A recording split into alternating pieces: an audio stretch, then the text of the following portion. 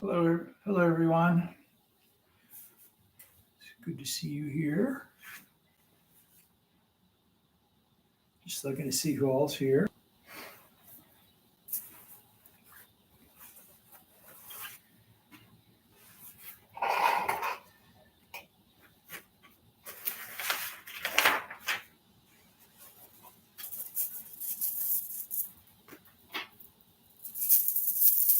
Begin with the verse of the Kesa.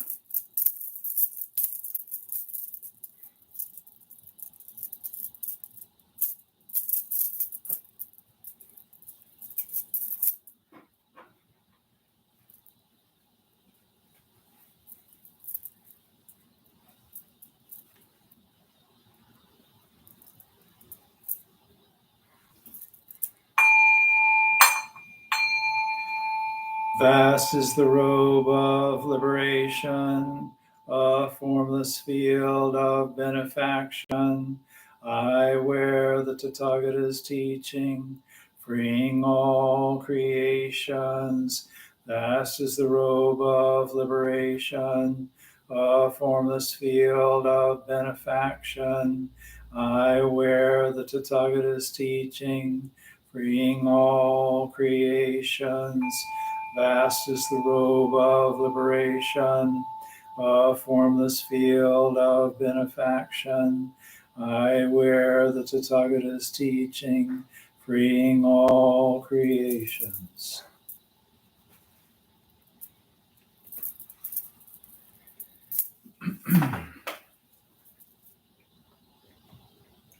Gata of Atonement.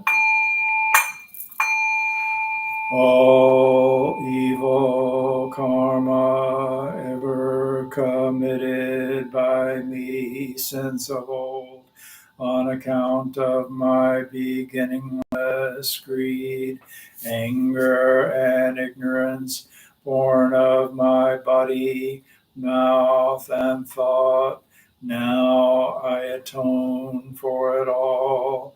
All evil karma ever committed by me since of old, on account of my beginningless greed, anger, and ignorance, born of my body, mouth, and thought, now I atone for it all. All evil karma ever committed by me since of old, on account of my beginningless greed, anger, and ignorance, born of my body, mouth, and thought, now I atone for it all.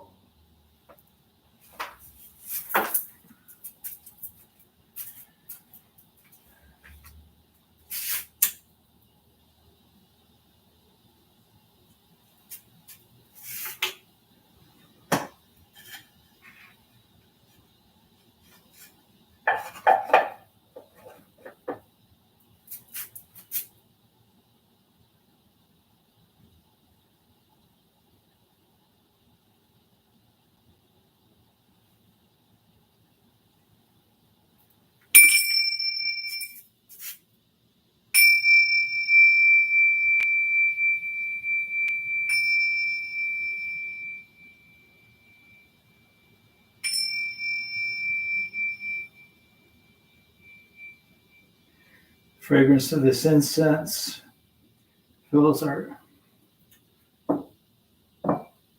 fragrance of this incense fills our protects our minds from I can't remember.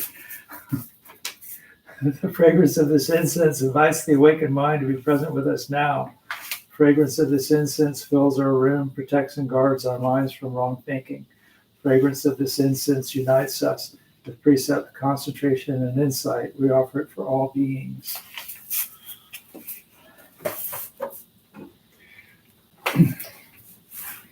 Homage to the Buddha.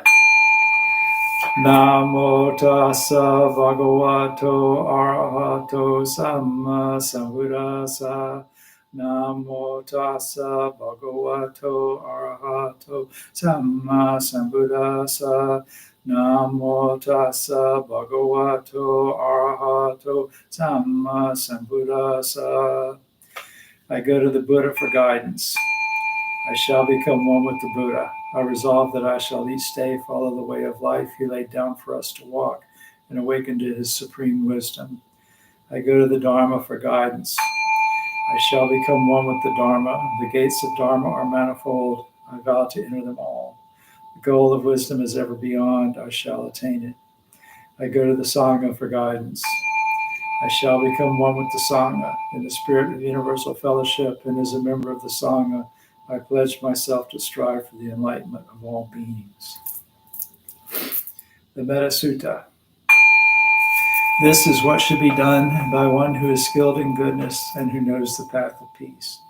Let them be able and upright, straightforward and gentle in speech, humble and not conceited, contented and easily satisfied, unburdened with duties and frugal in their ways, peaceful and calm and wise and skillful, not proud and demanding in nature. Let them not do the slightest thing that the wise would later reprove, wishing in gladness and in safety. May all beings be at ease.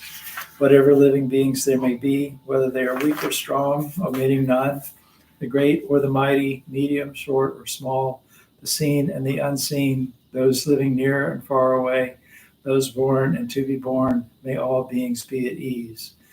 Let none deceive another or despise any being in any state. Let none through anger or ill will wish harm upon another.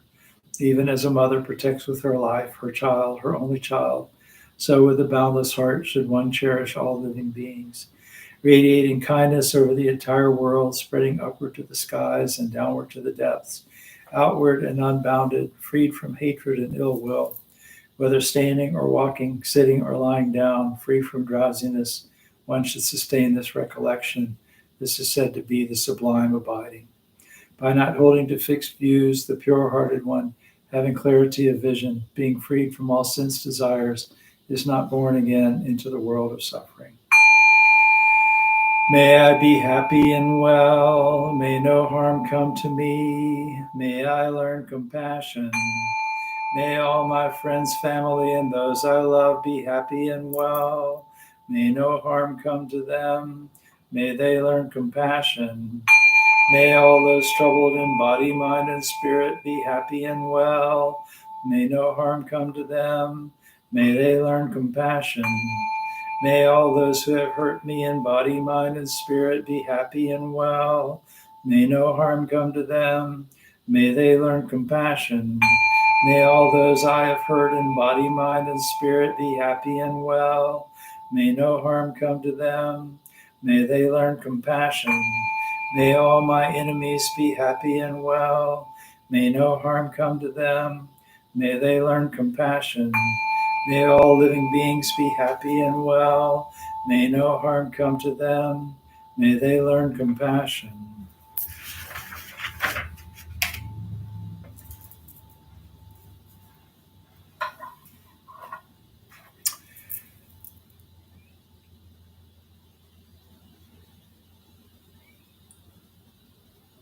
Silent meditation tonight, 20 minutes.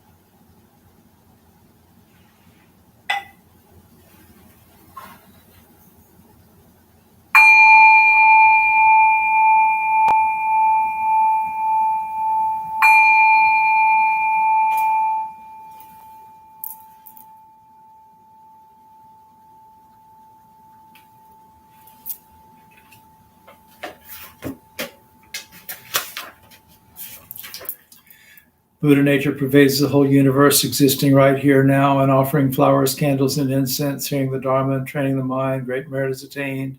We dedicate this merit to the great master Shakyamuni Buddha, the all-pervading and everlasting three treasures, to the three guardians, 16 guardians and all protectors of the Dharma, their relations throughout space and time, all ancestors of this Sangha and all beings in the Dharma world.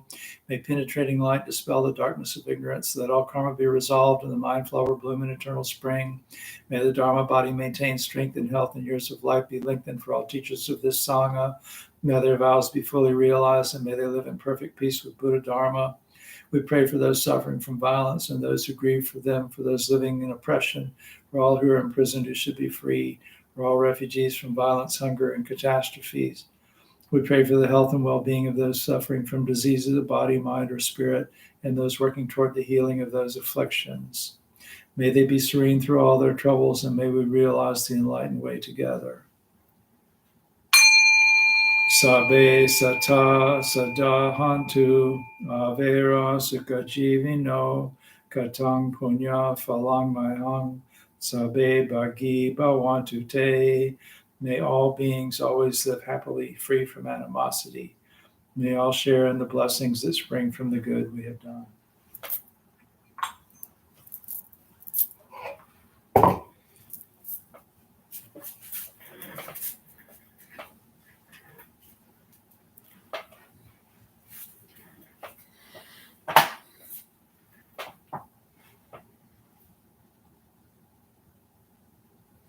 Hi, everybody.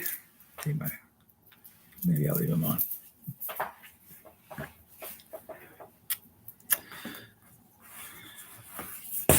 It's good to see you all here. So I'm going to continue through the Book of Joy. I've been talking about forgiveness a lot lately. It's come up, and so I've given a couple of Dharma talks about it. And then that's this week's chapter, working through the 8 foundations of joy, where we've come to forgiveness. So I'll read you a couple of things that they say, the Dalai Lama.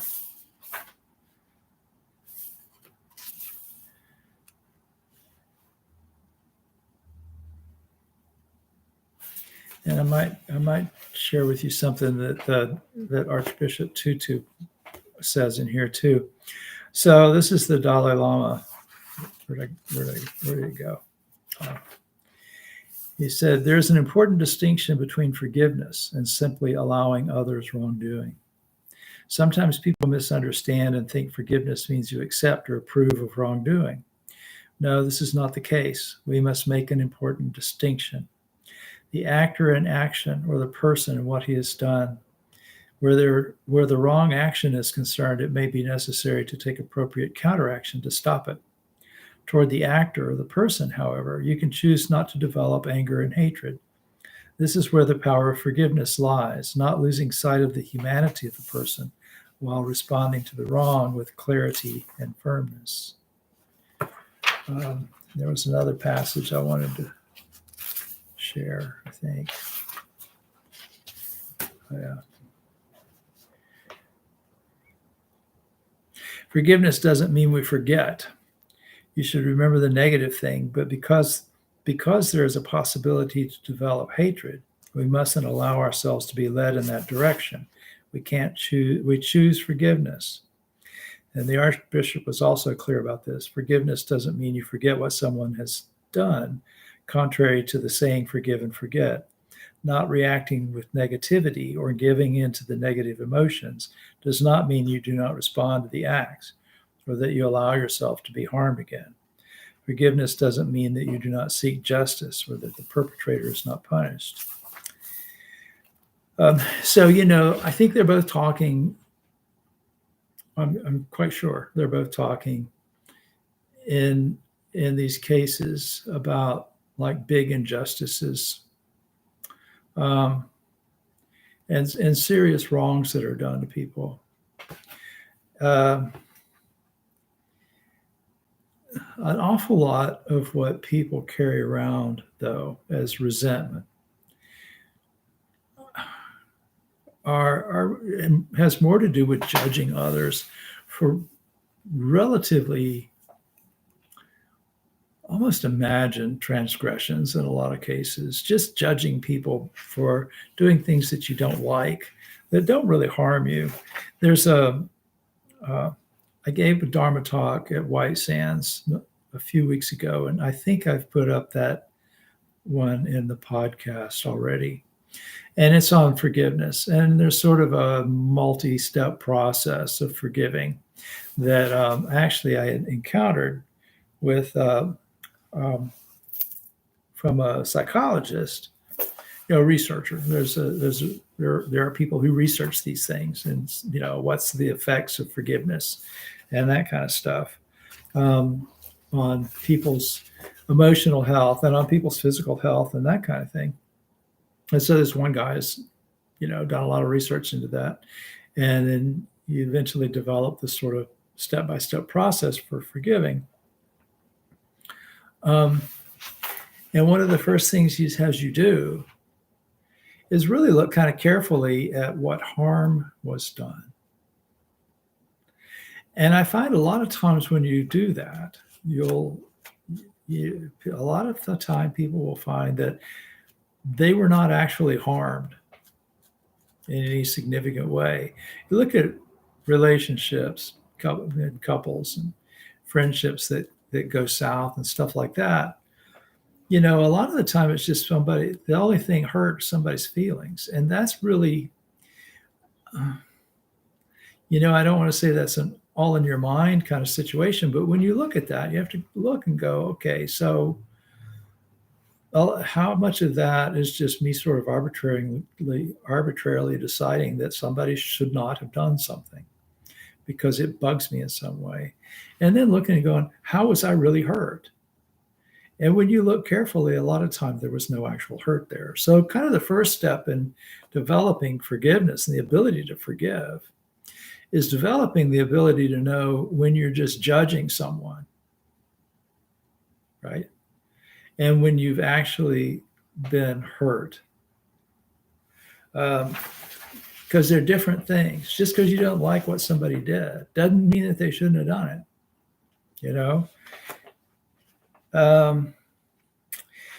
but sometimes there are, people do things that actually do cause harm. There's this really beautiful passage in this book that I relate to because my father and the Archbishop Tutu is talking about his father. And the writer says, often the people that we have the hardest time forgiving are the people who are closest to us. He's quoting the Archbishop back to himself, and he says, yes. And he says, you've told me that forgiving your father for some of the things that he did to your mother was very difficult and very painful.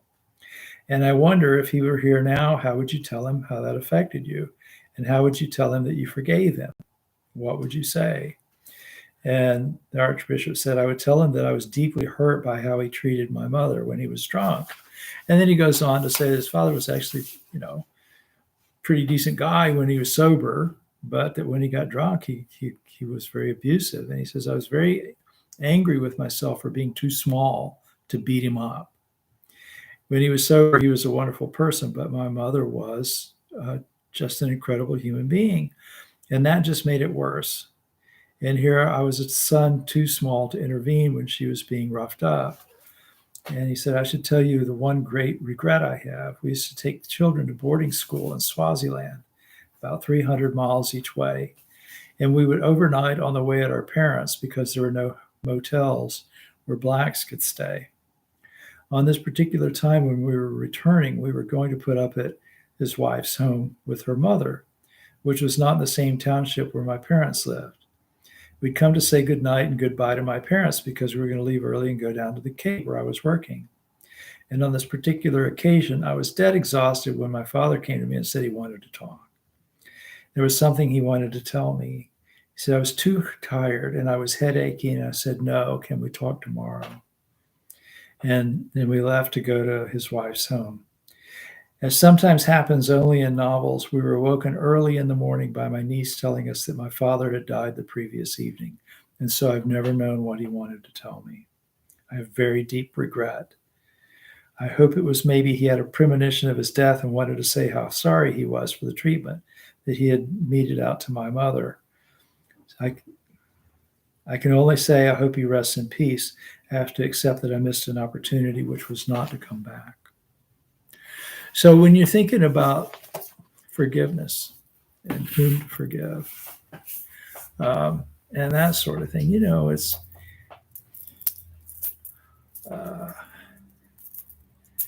the Archbishop doesn't say that his father beat him. He says he beat his mother, and that's a harmful thing for a child to experience. The witnessing the abuse of a parent like that, and that feeling of helplessness and hopelessness. The harm is psychological. That's the father also beats you too, obviously, but it's still very real. It can be very difficult to heal, and part of the healing process is to let go of the anger and resentment, because as long as you keep bringing that back, as long as you keep hating, then you keep inflicting the harm on yourself. There's a pretty famous discourse, and one that I use in talks like this a lot, so some of you have probably heard it, where the guy comes to the Buddha and he said this person had disrespected him and done something harmful to him in some way. I don't remember what it was. And he was just ranting about this terrible thing that this person had done. And the Buddha said, stop.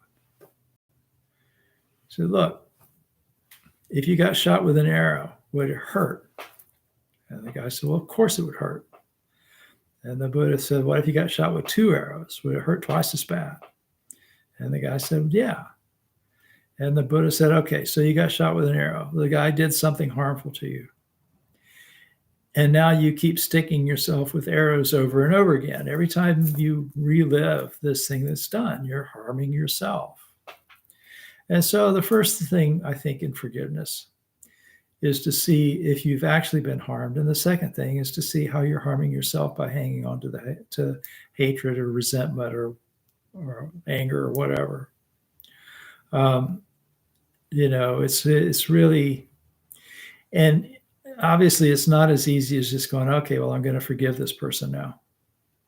Some of the things that I hear that people have done to some of the people in my communities, would be difficult to get over. Very difficult. But, it's a practice. And spiritual practice is not really worth much if it only works on the easy stuff. You have to, the growth comes about from when you're tested. That's how you find out if it's working. Things are difficult, and you put these things to the test. You have a chance to develop. It's like exercise. If you just go for easy walks, you don't get any stronger. If you just, pick up dumbbells that weigh less than a glass of water and do a bunch of curls, you're not going to get any stronger. You're just going to spend a lot of time. If you want to get stronger, you got to test yourself. You got to push yourself. So, and sometimes that's what forgiveness requires. It requires us to push ourselves. But a lot of the time, really, again, it depends on what we're dealing with. Make sure there's actually something there to forgive, because a lot of time there's really not. I don't know each and every one of you individually in terms of what kind of stuff you may have gone through. But a lot of the time, there's really no harm done. You're just judging people. And that's really a pain in the ass to have to decide what's good and bad, who's good and bad, all that kind of stuff. Make all those judgments. You don't need to do that. Anyway, so, so that's forgiveness. Actually, the last few of these, I almost decided I would just skip over because there's stuff that I talk about so much. But there's always another angle to these things. We're talking about compassion and things like that. There's never, I don't think you can ever practice compassion too much. Don't know that you can ever be too compassionate. Being compassionate doesn't mean that, you let people walk around on you any more than forgiving means to forgive and forget. So we'll talk about these things anyway, because they're good subjects, good topics. So how are y'all doing? I'm really grateful, really seriously grateful that we have YouTube and that we have this technology available to us. It's a real pain in the butt sometimes, but when you think about the alternative, it's a pain in the butt because it's here and we make use of it, and then sometimes it doesn't work the way we expect it to. But but if it wasn't here, think about what would be going on. We'd probably, during that long period where we couldn't meet in person and stuff like that, probably would have lost touch with each other, and then maybe we'd be trying to find our way back, but then worrying about whether or not it's really safe and all of that kind of stuff. So as much as these kinds of gatherings are have the feeling of a plan B or a plan C, not really what you want to be doing, but they'll suffice. As much as they have that quality sometimes, it's good that they're here and that we're able to be here for each other. So anyway, I appreciate your presence, and I hope that that you're able to maintain your practice through difficult, challenging times. So that's really all I had to say tonight. If anybody got any questions or anything, feel free to ask them. Otherwise, well, you're welcome. Yeah, this question of forgiveness, a lot of times people, it's not exactly, it's not too well defined in our culture what we mean by forgiveness, but it's really giving someone a gift, of freedom from your animosity, basically your animosity and resentment over something that they did.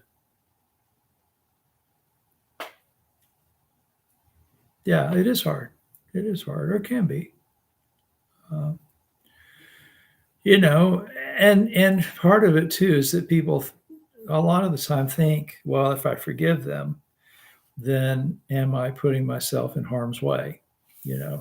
If I forgive them, they just get away with it or whatever.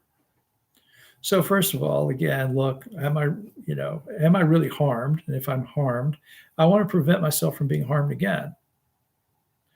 So that's why it's important to kind of remember what's been done, if what's been done was actually harmful to you. Because I've seen kind of the opposite side of that,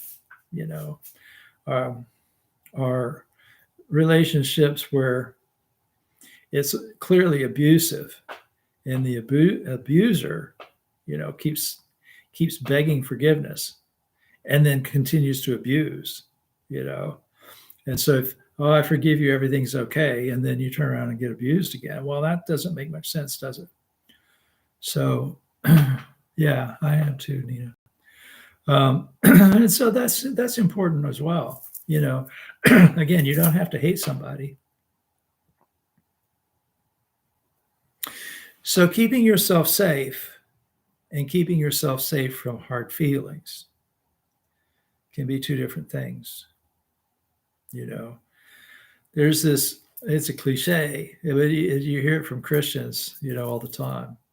Love the sinner, hate the sin. You can still hold people accountable for what they did to the extent that that's appropriate, and what that means is going to kind of depend on who you are, what the situation is, and what happened and where it happened and that kind of thing. But, like I've talked about my father, who did some seriously harmful things. And at one point in my life, I was able to forgive him. That didn't mean I forget what happened. It didn't mean it was all okay.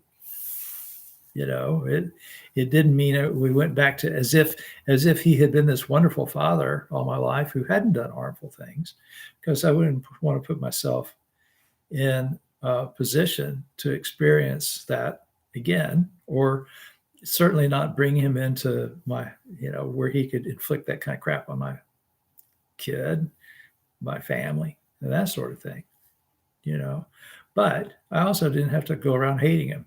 And I could be friendly, just only up to a point.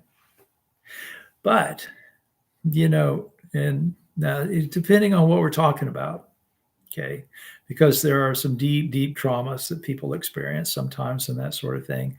And, you need counseling, you need some sort of therapy to get through that a lot of the time. But insulating yourself from what you felt also doesn't help you deal with it. So if someone did something harmful and your response to it is to try not to think about it, that's just really kind of forestalling the pain. It's not preventing the pain. You need to be able to accept what has happened and the effect that it's had and the feelings that are associated with that.